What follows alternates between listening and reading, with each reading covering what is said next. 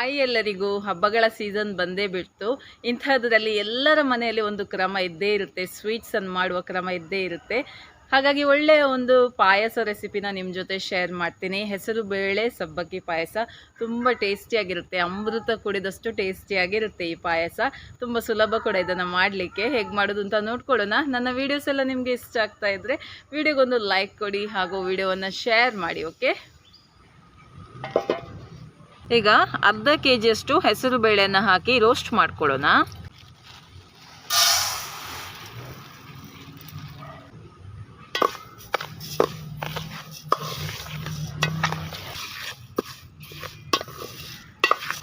Okay, ಇದು ಒಳ್ಳೆ ರೀತಿಯಲ್ಲಿ ರೋಸ್ಟ್ ಆಗಿದೆ. ಇದನ್ನು ತೆಗೆದು ಬಿಡೋಣ. ಇದನ್ನು ಬೇರೊಂದು ಪಾತ್ರೆಗೆ ಹಾಕ್ಕೊಳ್ಳೋಣ, ಇಲ್ಲಾಂದರೆ ಇದು ಕಪ್ಪಾಗುತ್ತೆ. ಈಗ ಬೆಲ್ಲವನ್ನು ಕೂಡ ಮೆಲ್ಟ್ ಮಾಡೋಣ. ಸುಮಾರು ನಾನು 3/4 kg ಬೆಲ್ಲ ತಗೊಂಡಿದ್ದೀನಿ.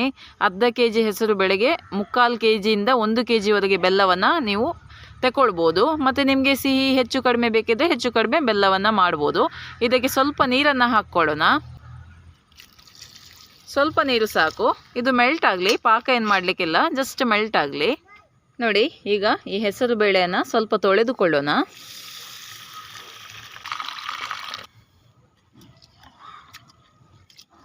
ಎರಡು ಮೂರು ಸತಿ ನೀರಲ್ಲಿ ತೊಳೆದ್ರೆ ಆಯ್ತು. ಇದು ನೋಡಿ, ಬೆಲ್ಲ ಮೆಲ್ಟ್ ಆಗಿದೆ. ಈಗ ತೆಳು ತೆಂಗಿನ ಹಾಲನ್ನು ನಾನು ಬಿಸಿ ಮಾಡಲಿಕ್ಕೆ ಇಟ್ಟಿದ್ದೀನಿ. ಒಂದು ಇಡೀ ಕಾಯಿ ತುರಿಯ ತೆಳು ತೆಂಗಿನ ಹಾಲು. ಅದು ನೀವು ಬೇಕಿದ್ರೆ ಅದಕ್ಕೆ ನೀರು ಹಾಕಿ ಸ್ವಲ್ಪ ಜಾಸ್ತಿ ಕೂಡ ಮಾಡ್ಬೋದು. ನಾನು ಸುಮಾರು ಇಲ್ಲಿ 5 ಕಪ್ಪಷ್ಟು ತೆಳು ತೆಂಗಿನ ಹಾಲನ್ನು ಬಿಸಿ ಮಾಡಲಿಕ್ಕೆ ಇಟ್ಟಿದ್ದೀನಿ.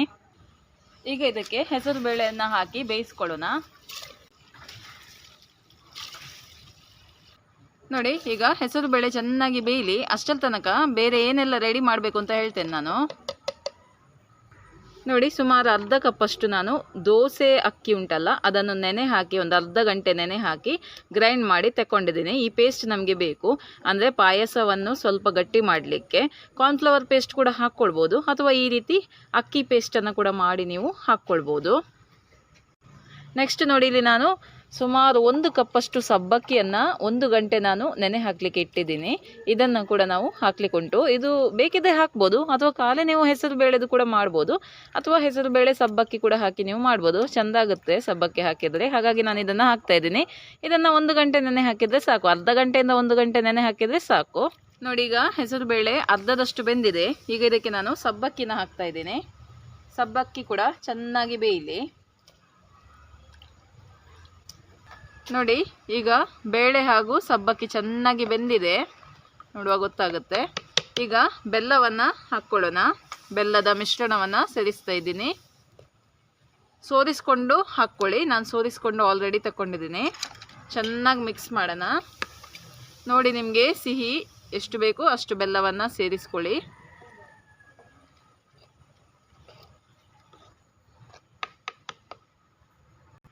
ಈಗ ಇದಕ್ಕೆ ಏಲಕ್ಕಿ ಪುಡಿನ ಹಾಕ್ತಾ ಇದ್ದೀನಿ, ಸುಮಾರು 1 ಚಮಚದಷ್ಟು. ಫ್ಲೇವರ್ ಸ್ವಲ್ಪ ನಿಮಗೆ ಜಾಸ್ತಿ ಬೇಕಿದ್ರೆ 2 ಚಮಚದವರೆಗೆ ಹಾಕ್ಕೊಳ್ಬೋದು.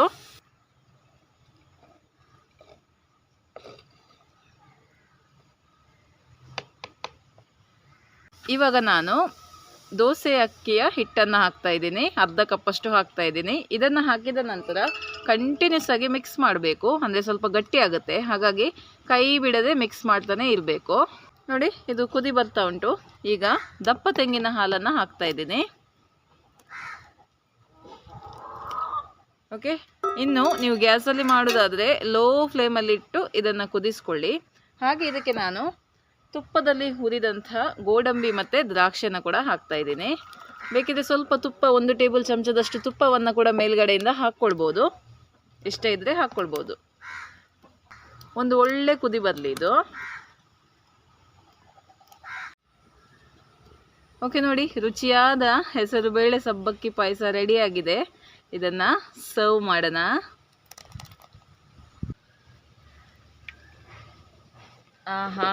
ನೋಡಿ, ಭಾರಿ ಒಂದು ಟೇಸ್ಟಿಯಾಗಿ ಬಂದಿದೆ ಈ ರೀತಿ ಪಾಯಸ. ನೀವು ಕೂಡ ಈ ರೀತಿ ಪಾಯಸವನ್ನು ಟ್ರೈ ಮಾಡಿ ನಿಮ್ಮ ಅಭಿಪ್ರಾಯವನ್ನು ನನಗೆ ತಿಳಿಸಿ. ಓಕೆ, ಬಾಯ್.